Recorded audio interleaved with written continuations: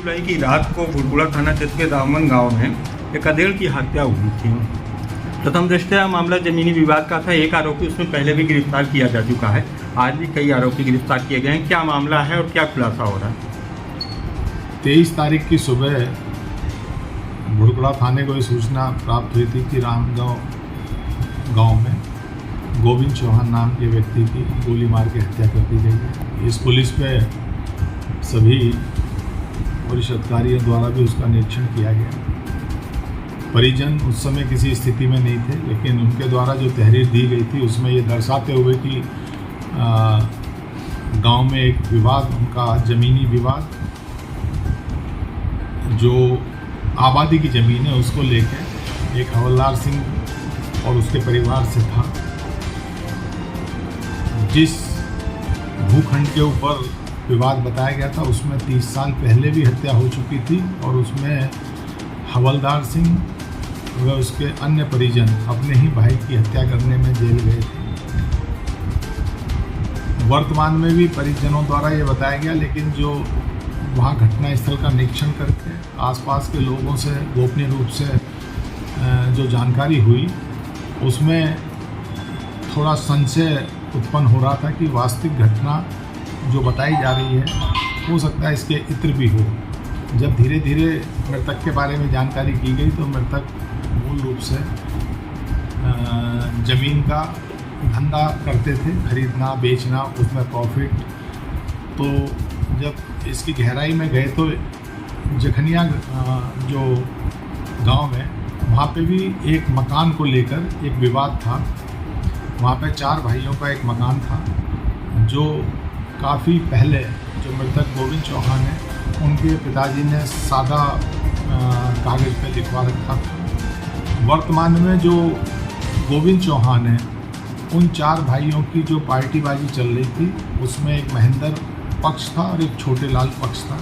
तो महेंद्र पक्ष को सपोर्ट कर रहा था और उन बाकी दोनों भाइयों पे दबाव बनाया जा रहा था कि तुम महेंद्र के पक्ष में इस मकान को छोड़ दो, महेंद्र को दूंगा।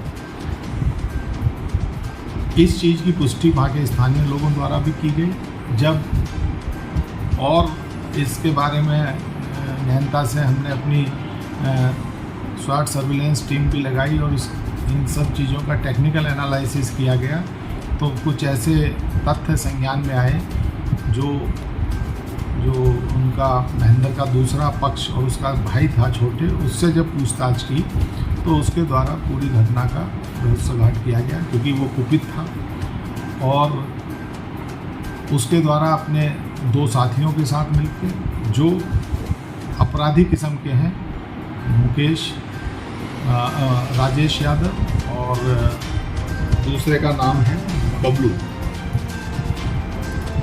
ये पूर्व में भी जेल जा चुके हैं विभिन्न अपराधों में।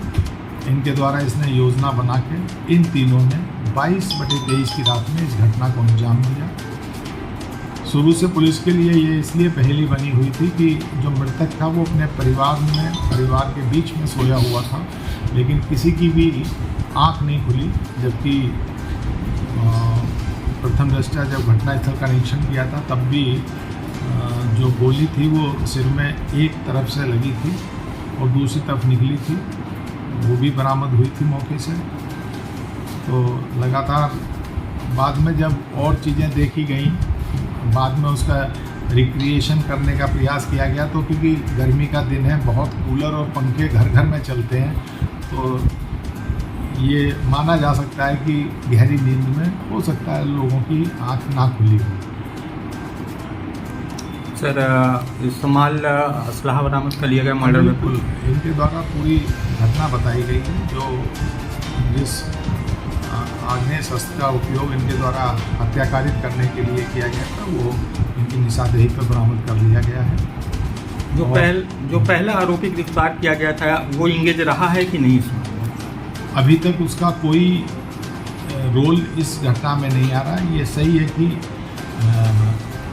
उससे एक आबादी की ज़मीन को लेके इनका मनमुटाव था, लेकिन अभी तक की विवेचना में जो पूर्व में जेल गया था, क्योंकि वो एकदम परिवार उस समय ये था कि परिवार का कहना है कि उन्हीं के द्वारा की गई है और वो मिल भी गए थे। प्रथम दृष्टया परिवार की बातों को सही मानते हुए उन्हें जेल भेजा गया, लेकिन अब विधिक रूप से जो नियमानुसार कार्रवाई है वो की जाएगी, क्योंकि अब इस घटना के सही अभियुक्त गिरफ्तार हो चुके हैं और हर तरीके से परिजन भी उससे संतुष्ट हैं। और